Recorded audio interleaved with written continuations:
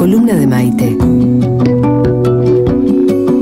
Un paseo inquieto por el arte de la ciudad.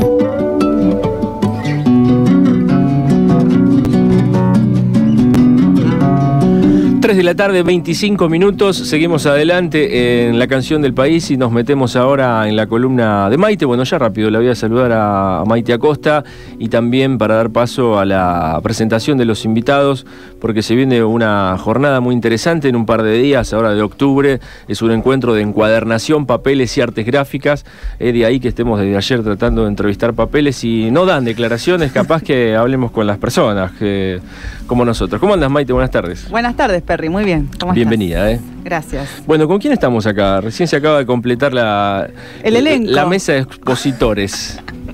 Bueno, porque en unos días se va a venir a Rosario un encuentro muy interesante de encuadernación, papeles y artes gráficas. Entonces tenemos en nuestra mesa a Carolina Zetau, que es una de las organizadoras, fotógrafa y coordinadora de Espacio C. Espacio C. Hola, buenas tardes. ¿Cómo te va, Caro? Bienvenida. ¿Qué tal? Buenas tardes. Otra Carolina Sopi, pero ella es historiadora, bibliotecóloga y además especializada en conservación y restauración. Y también tenemos a Guido Vigioli, fotógrafo, escritor, y también anda indagando las audiovisuales, ¿no es cierto? Bienvenida. Y va a trabajar, bueno, digo, va a estar presente mucha gente más en el encuentro este. Sí, después podemos adjuntar, si te parece bien, toda la grilla de actividades, porque hay muchas charlas, talleres. Es un encuentro de varios días, hay una feria también, así que esto va a estar sucediendo. Claro. Pero como anunciamos hace un rato, el papel va a ser uno de los temas principales de la charla de hoy.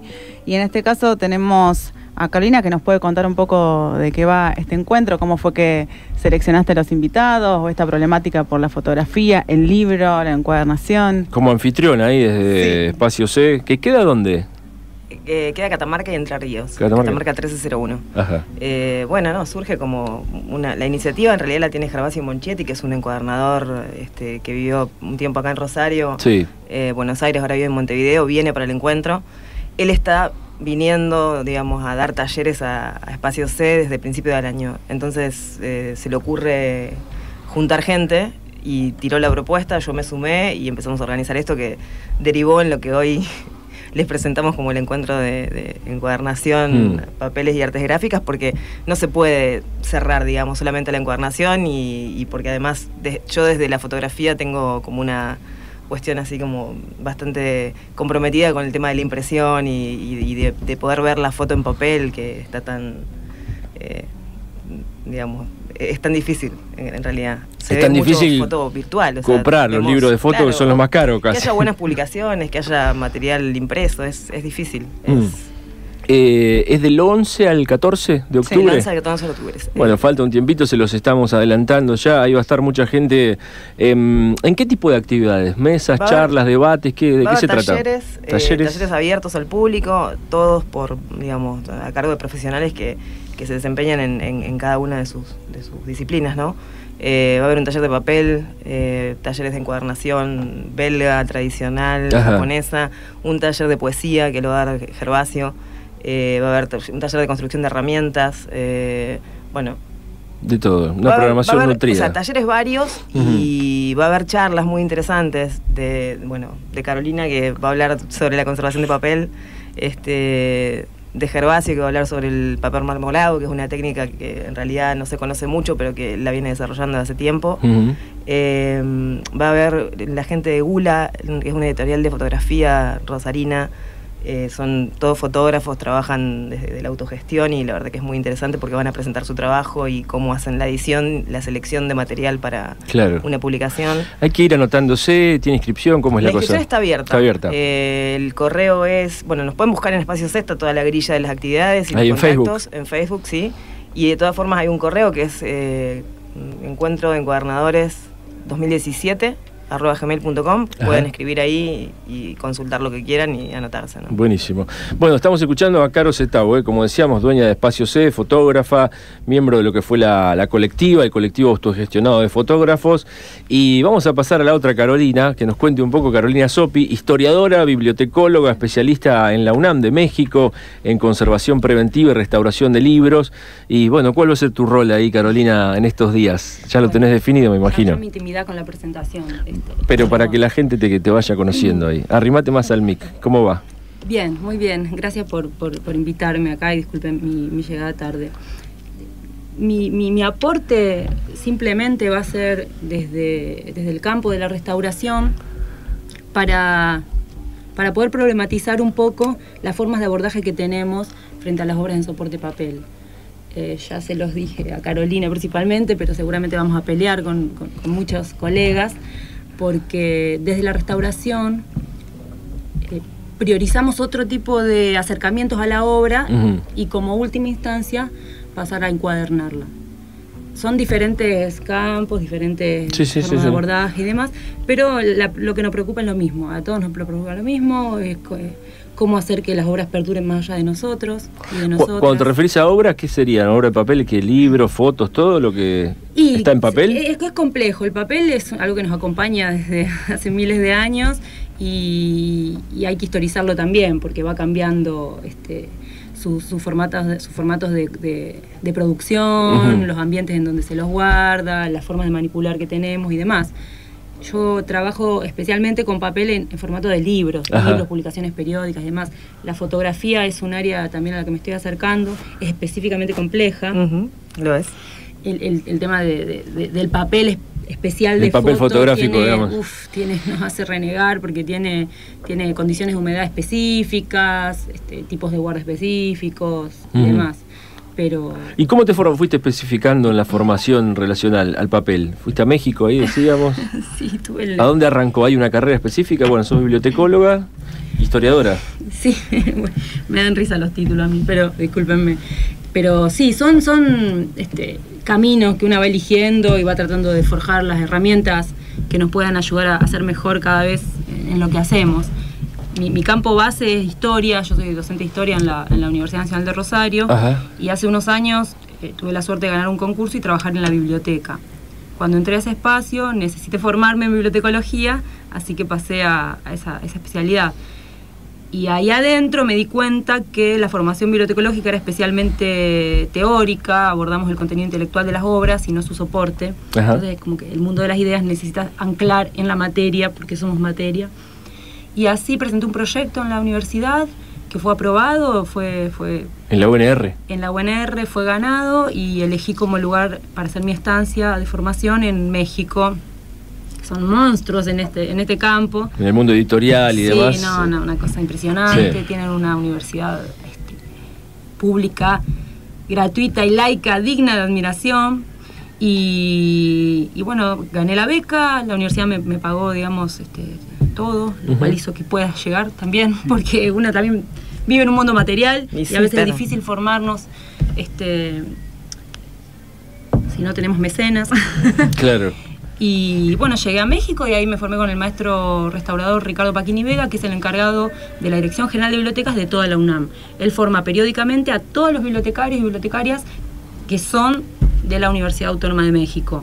Yo me sumé con mis mates y mis preguntas desde ahí. Bueno, fue una experiencia riquísima. ¿Fueron un par de meses? ¿Que una carrera? Un mes. Fue una especialización.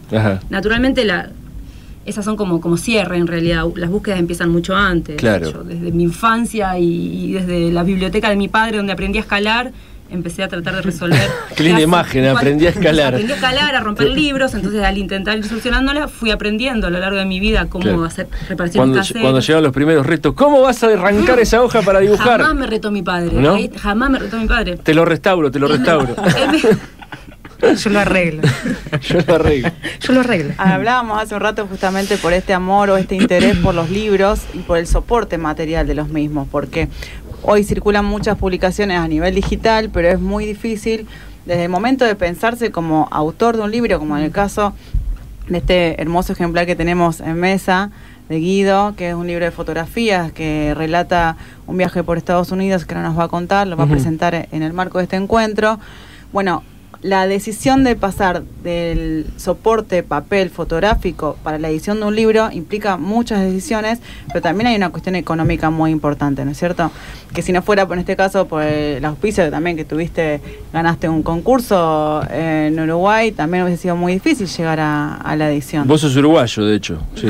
No, ¿No? Rosarino. Ah, mira, me quedé pensando...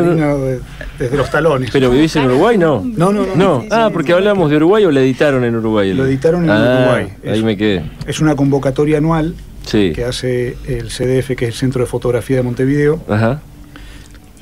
Dentro de varias convocatorias que hacen, esta es para fotógrafos latinoamericanos, donde hay un libro, es parte de una colección con unas características predeterminadas, y el resultado de la foto de este viaje que cuenta Maite, armé una edición que la presenté a fin del año pasado, quedó seleccionado, y la selección hacían que imprimieran el libro, se presentó en junio en Montevideo, y me dieran una cantidad de libros para que yo hiciera un poco de difusión. Claro. Bueno, ahí está, otro orden, ¿eh? Estábamos charlando hace un rato sobre la construcción de este relato, de cómo de alguna manera se referencia a muchos fotógrafos que también viajaron por Estados Unidos, ustedes sabrán mencionarlo mejor que yo, y bueno, esta tradición del viaje y la fotografía de viaje, o de un modo, el relato de viaje o el diario que va de un modo relatando escenas, situaciones vividas, sensaciones, como decías, que fuiste organizando estos capítulos por lo que te fue sucediendo. Sí, para mí era todo un viaje, primero hacer, recordar lo que han hecho otros fotógrafos. El primer caso que se me ocurre es Robert Frank con el libro Los Americanos, que se fue en auto con su familia por mucho tiempo y sacó fotos de ahí, y publicó, siendo él no estadounidense, sino suizo, su mirada externa de lo que es la sociedad estadounidense. Ajá. Eso fue como mi primer referente. ¿Cómo venía la pregunta que me perdí? De los valores, los grises, esas sutilezas. No, que sí, y las sensaciones del orden del libro. Yo nunca había ido a Estados Unidos, tenía muchos prejuicios, muchas influencias, como todos lo tenemos, podemos tenerlo. Y un poco fue eso lo que fue armando el libro, las sensaciones que yo fui teniendo a medida que atravesamos todo Estados Unidos en auto. ¿También en auto todo esto? ¿Cuándo fue? ¿En qué año lo hiciste? En el 2014. ¿Te fuiste en auto solo o con...? No, con mi compañera nos invitaron, otra pareja que vive en Nueva York, y de ahí arrancamos en auto a recorrer ahí ciudades. A desandar la vieja Ruta 66. Mirá por vos. Los pueblos fantasmas, porque la nueva Ruta 66 gran parte es autopista y no era muy entretenido. Así que hicimos un mes de pueblo en pueblo, ¿eh? De pueblo en pueblo, todas las noches en un motelito o en carpa si no había motel. Y ahí fueron saliendo las fotos. Durante el viaje fue muy instintivo, no pensaba nada puntual, era todo lo que aparecía. Lo que te llamaba la atención, porque se ven, escenas de vehículos también, autos, casas, cosas que suceden al lado de la ruta. ¿Qué es lo que... cuando las veía, que hay una versión ahí digital, ahora tengo el libro hermosísimo acá entre manos, que les estamos citando, Otro Orden, de Guido Vigioli, tiene como una estética estadounidense. Es decir, estas fotos están en el imaginario, inclusive que las usan las bandas de indie rock y demás. ¿Estados Unidos es así, fotografiable, o es el fotógrafo?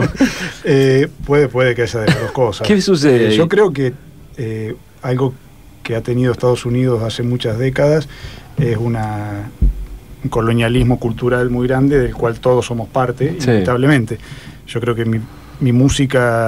mi primera música fue el rock y no el folclore. Claro. Hablábamos un rato antes, yo nunca había estado en Nueva York y la primera semana me sentía dentro de una película que no sabía cuál era, y yo era el protagonista de una película que no sabía si quería ser. Sí, porque el imaginario viene de ahí, del cine. Construido de todo eso. Perdón, les va a pasar si a los que puedan ir a la presentación del libro y puedan ver, hay una muestra de Guido, de fotos de Guido que son parte de este libro. Impresionante. Y hay un par de escenas en el grupo de imágenes que yo le decía a él cuando las vi, yo esto ya lo vi. Sí, claro. Son escenas que, porque las viste en una película, en una serie, o porque viste otra foto. Bueno, en los que estudiamos fotografía, por ejemplo, en las fotos de Guido vamos a encontrar muchas reminiscencias. Y por ejemplo, él pasó por un lugar, donde también fotografió a Ansel Adams, el sistema de zonas que todos conocemos, entonces de repente mirás y decís, pero yo esto lo tengo visto. Lo tengo. Están los carteles al lado de la ruta, bueno, esa típica foto de la historia estadounidense. Los pueblos abandonados, estos hoteles. Pero ahí con la pregunta en relación que te hacía antes, ¿es un poco el tema de la foto lo que la vuelve tan característica o hiciste un trabajo especial en la luz? Están publicadas en grises, en negro. Yo acá laburo fotografía analógica, la mayor parte en blanco y negro, hay algunas color. ¿Estás con una camarita del 84 acá, más o menos? No, ¿qué onda? Hay una que es más vieja, una es del 50. Mira vos. No, yo ni idea de fecharla, pero te veo con una cámara que... tipos de cámara, pero son viejas. Ajá. Son, 70 y 50. 70 y 50. Puede ser. Y yo creo que ellos han logrado, con esta que hablaba antes de la cultura y cómo la han expandido en su música, en su cine, en su literatura, reflejar varios climas que tienen, que yo lo sentí durante el viaje, desde una cuestión de los pueblos originarios en el desierto más presente, a la pobreza que hay en el centro del país, no así en las grandes urbes. Bueno, todo eso va apareciendo y de alguna manera en una película, en una serie, las vamos viendo, porque ellos relatan todo. Sí, está contadísimo. Hay cowboys acá domando también. Fue parte de un rodeo. Es la tribu de Navajo. No cowboy, sino el cowboy es otra cosa. ¿Qué serían? ¿De domadores? ¿Cómo se les llama? Son una especie de cowboy pero en este caso hay un híbrido porque esos cowboys originalmente son indios. Ajá. Son de la nación navaja, que es una gran tribu en la zona de Estados Unidos y que tienen costumbres como los cowboys, domar caballos, ganado ahí, todo eso que vemos en grandes películas también. Claro. Así que bueno, este es el libro que vas a estar presentando, Otro Orden, Out of Order, de Guido Vigioli. La fecha por ahí después sobre el momento se los vamos a recordar. Todo está en el marco de este encuentro del 11 al 14 de octubre. Lo que quería agregar, que lo contaba recién a Maite, es que para la presentación del libro, cuento como algo así más tentador, preparé un video de 20 minutos. Ajá. Que sería como la precuela, como todo el bagaje cultural, en este caso mío, que yo tenía de Estados Unidos antes de ir por primera vez a ese país, que son 20 minutos de películas, series, música, rock and roll, entrevistas, cuestiones históricas. A este libro le pones una de Tom Petty de fondo, que ahora se murió el maestro, y es un viaje. Bueno, sí, hay mucho rock and roll en el video y jazz, y el video un poco es tratar de desestructurar un poco más el libro, tal vez para entrarle mejor. Ahí va, buenísimo. Bueno, no sé qué otra arista, Maite, de todos estos, porque Maite esta mañana me pasó 44 tags, más o menos, palabras sueltas así para dialogar y mezclar un poco toda la relación de... Sí, conversamos sobre la importancia del papel. Ajá. El papel como soporte, tanto de la fotografía, como también puede pensarse el dibujo, qué pasa con el dibujo, por ejemplo, dentro de una colección de un museo, cuando hablamos a principio de año con las chicas de conservación y restauración del Castañino. Y bueno, quería preguntarles a las dos Carolinas si pueden introducirnos un poco en los distintos tipos de papeles, lo que hablamos antes.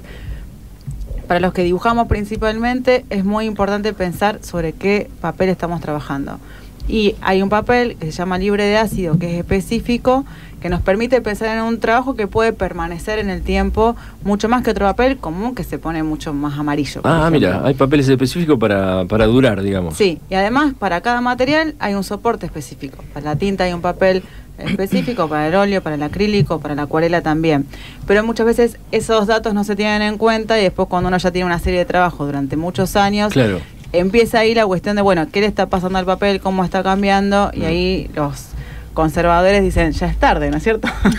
Porque ahí ya hay que empezar con la parte de restauración. Entonces, ¿qué diferencia hay entre la conservación y la restauración? ¿Qué papeles tenemos? Que yo creo que en realidad lo importante, que por eso aprovechamos como la excusa para invitar también a Carolina, es que uno desconoce en general toda la información necesaria a la hora de encarar cualquier actividad. Lo hablo desde mi actividad como fotógrafa. Yo además también enmarco obras y enmarco fotografías. Y por lo general lo que te pasa es que no sabes hasta que tenés que ponerte a averiguar y ahí es difícil por ahí acceder a la información. Entonces, un poco en el marco del encuentro está bueno tener gente especializada que pueda sugerir y que pueda, digamos, tirarnos un poco de luz en relación a los materiales que podríamos llegar a elegir a la hora de empezar a trabajar, que no te agarre el momento en el que te dibujaste en un papelito del bar, en una servilleta, y después no sabes cómo conservarlo porque se te diluye. En fotografía, lamentablemente, digamos, desde la era digital prácticamente no ves copias en papel y no hay opciones de copias, digamos, de hacer copias en papeles que sean aptos para la guardia, para la conservación. De hecho, trabajamos en papeles que son de base plástica, no tenemos acceso a papeles de algodón, que serían papeles mucho más estables, que te permiten una duración de 30, 40 años. ¿No tienen acceso en Rosario? Pues sé que muchos fotógrafos para mostrar mandan a Buenos Aires a... En Rosario no hay, lamentablemente yo no conozco laboratorios ni espacios donde puedas acceder a una copia en un papel de algodón, por ejemplo.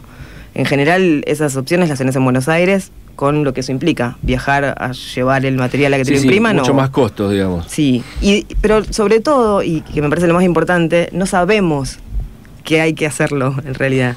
O sea, el que arranca fotografía, el que empieza a trabajar, el que empieza a producir obra, copia en un papel, en un laboratorio. Hay un estándar de papel que desconoce la especificidad de... ¿Y qué cambiaría ahí, digamos? ¿Cambiaría la foto, en la exposición? Cambia todo, básicamente.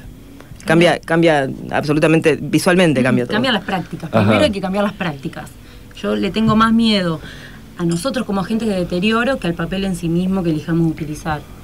Somos agentes de deterioro, Igual, del planeta Tierra y del papel. Se ha dicho. Peor que la langosta.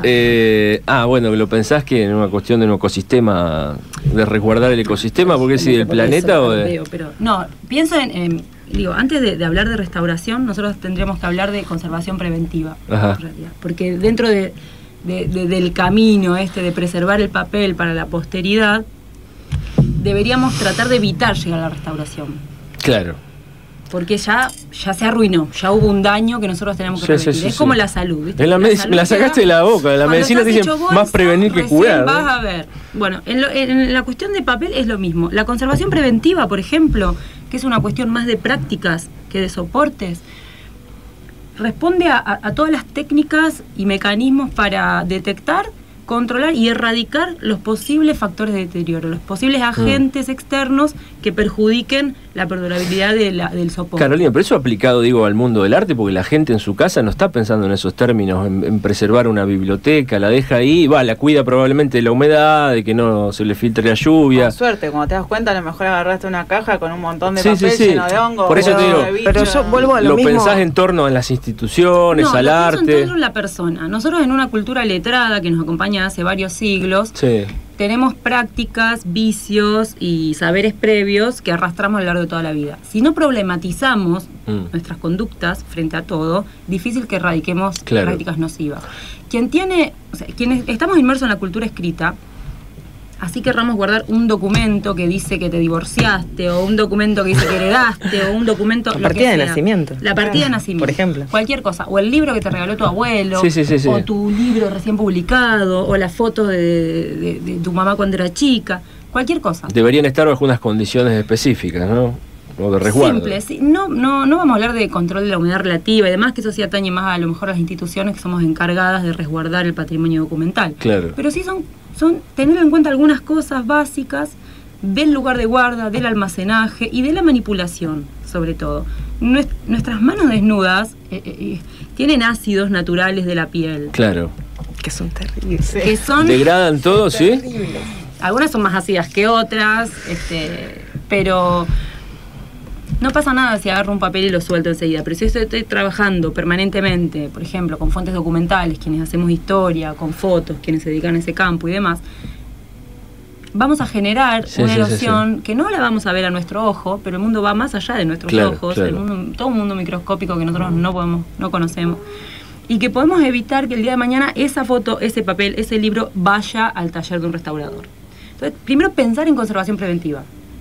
La gente no suele saber, digo, tampoco que tiene entre manos tesoros, algunos sí, pero estas cosas que están mencionando se respetan en bibliotecas, hemerotecas, donde se guarda el patrimonio cultural de un país, y ahí sí, bueno, podés ir a acceder a ese material muchas veces, pero cuidándolo, me imagino, bajo todas estas cosas que estás contando. Sí. Sí. En el mundo ideal hay muchas Hay fallas. Hay fallas. En la misma, los talleres que vengo dando en la facultad hace algunos años se llenan de lectores, museólogos, bibliotecólogos, personas que están formadas para conservar el patrimonio documental o pictórico, lo que sea, y no tienen esa formación de base. Ajá. No les enseñan, por lo menos acá. Es lo que decía, justamente, el desconocimiento. No saben que tienen que prestar atención a esas cosas. No hay no hay una cultura de la preservación o de la, digamos, es falta de conocimiento. Sí, yo en la carrera de fotografía, por ejemplo, nosotros desconocíamos cuestiones básicas como elegir el papel para copiar. Claro.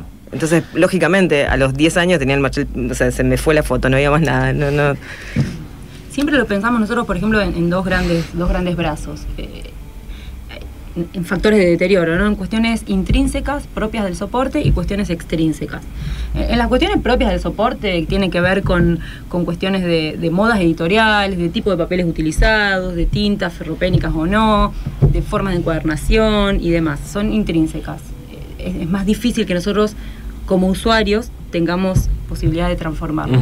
Pero hay toda una ala que son las cuestiones extrínsecas que tienen que ver con, por ejemplo, la humedad relativa, la humedad ambiente relativa, exposición a la luz, a las temperaturas, a los cambios bruscos de temperatura, a la manipulación, al uso. Claro. Al espacio de almacenaje. Y en relación al uso que le damos hoy a la virtualidad de las cosas, digo, ¿está en riesgo la presencia del papel en el mundo o no? Porque una de las discusiones, bueno, ¿va a desaparecer el libro? No, en verdad no, va a quedar como objeto fetiche. ¿Qué sucede? Acá viene la historia. Solamente tenemos que pensar, los siglos, los milenios que tenemos como humanidad de tradición, de uso del papel, pergamino, papiro, diferentes soportes físicos, reales, en el cual plasmar nuestra expresividad, tiene mucho más historia, mucho más aplomo en nuestro desarrollo cultural que el que tiene el mundo virtual. Entonces, es muy catastrófico y se escucha mucho esto de ahora desaparecer. Que en 50 años desaparezcan miles de años. Claro, por el desarrollo muy incipiente, es como que...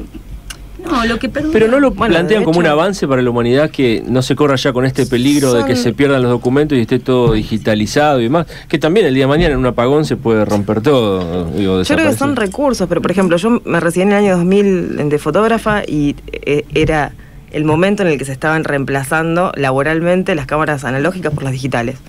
Yo viví ese trance. Yo me formé en lo analógico y aprendí lo digital después.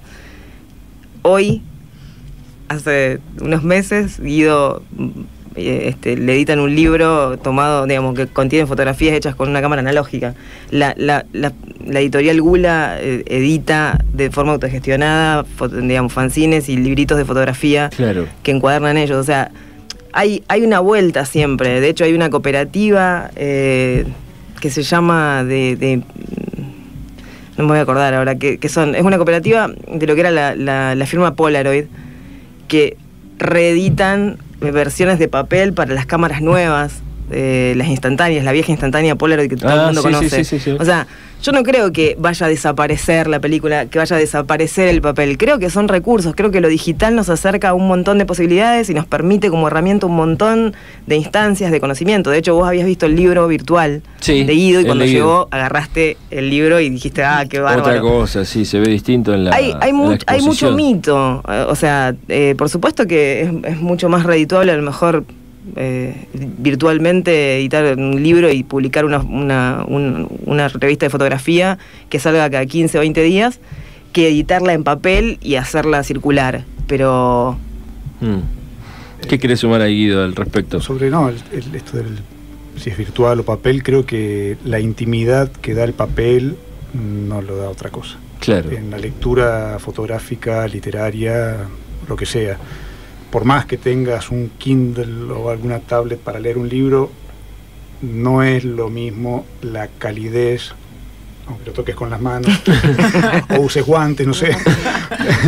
Pero esa cosa introspectiva que genera la relación de uno con un libro, me parece que no tiene reemplazo. Sin duda la virtualización de los contenidos ayuda a eso, a la difusión y a la visibilización del conocimiento. Pensemos que hace centenares de años, miles de años, eran ejemplares únicos justamente hasta que empieza la idea de la reproducción, la imprenta, y hace estallar el mundo de las ideas y del conocimiento y del acceso a esas informaciones. Hoy Internet en ese sentido es un aspecto positivo cuando uno por ahí no puede dar con ejemplares únicos o por una cuestión de costo, en fin. Carolina, no sé qué pensás ahí. Coincido plenamente con Carolina con respecto a que en realidad hay que quitar el O y sumarle un I, claro. En realidad, no es viste, de fundamentalismo. La experiencia estética con el libro para mí no tiene parangón. Yo mis libros no los leo con guante, a ver, no, por favor.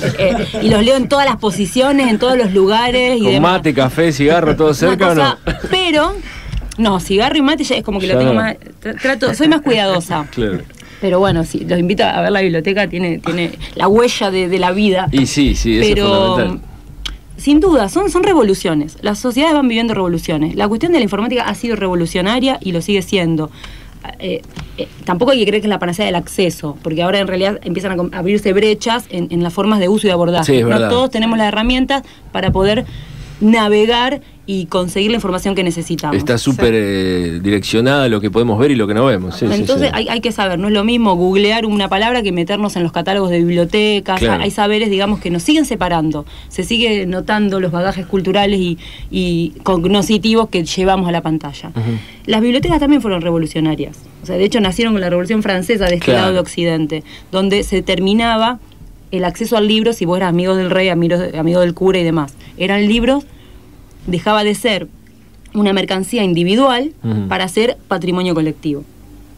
Hoy, en los momentos donde las sociedades viven su crisis, hay que reforzar esos espacios. Yo que vengo de la universidad pública y vivimos embates tras embates tras embates, en los últimos no sé cuántos años, décadas, fortalecemos especialmente las bibliotecas y los archivos, porque son espacios donde se prioriza lo colectivo. Entonces ahí viene la importancia de formar al usuario, en cómo yo puedo manipular un libro, simplemente no pegarle cinta scotch y sale una hoja, no darle vuelta al lomo como si fuese una revista. Te agarra urticaria ahí cuando vas exactamente arriba. Cuando vas a una casa y ves todo eso, no te genera como para te nada. Voy a estrangular. No llegás a ese nivel de... No, para nada, porque yo no nací sabiendo. Claro. El desafío está en decir, fíjense, como corrigiendo algunas pequeñas cosas. Sí, está bueno. Y no solo al usuario, a las autoridades también. Poner en jaque a las autoridades de mi propia facultad, explicándoles por qué las bibliotecas tenían que estar alejadas de las ventanas, por qué revisar las cañerías, por qué tal y tal cosa. Es un esfuerzo extra.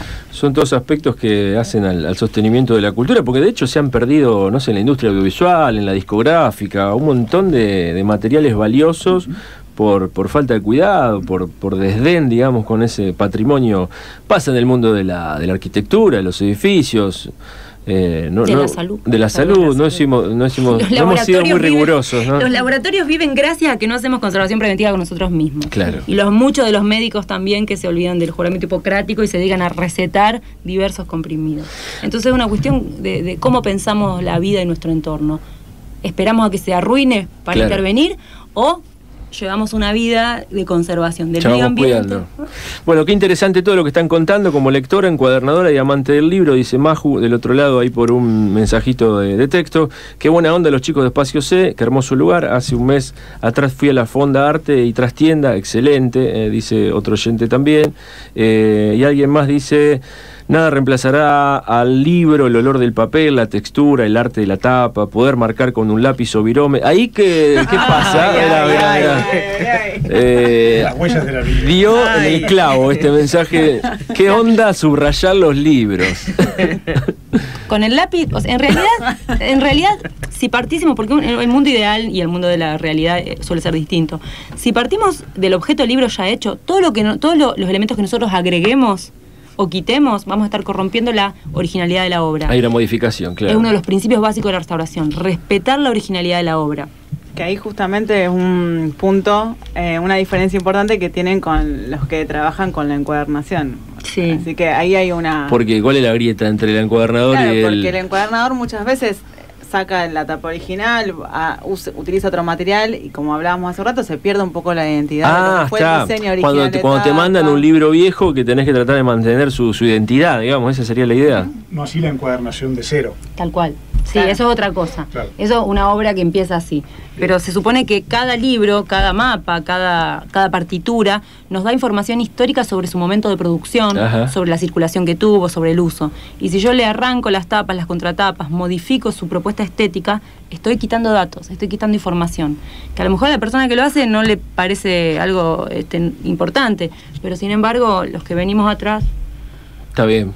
Bien, para todos los que tengan ganas de acercarse entonces, del 11 al 14 de octubre, Catamarca, Entre Ríos, vienen a la esquina, se contactan con Caro Setau para poder participar de los talleres, de las charlas, la feria editorial que va a haber también, la presentación del libro de Guido, así que ahí va a haber mucho en circulación como para poder compartir algunas experiencias. Encuentro de encuadernación, papeles y artes gráficas, se llama este evento que le hemos estado contando, con la presencia en el estudio de Caro Setau, Carolina Sopi y Guido Vigioli, cada uno en lo suyo y con entrecruzamientos también, y pensando mutuamente todo esto que nos han adelantado. Van a estar allí en estos días del 11 al 14 en Estudio C. Se nos fue el programa, muchachos y muchachas, así que les agradecemos la presencia, muy interesante de lo que nos han contado. Gracias. Bueno, Maite, nos vemos la semana que viene. Hasta el jueves, Perry.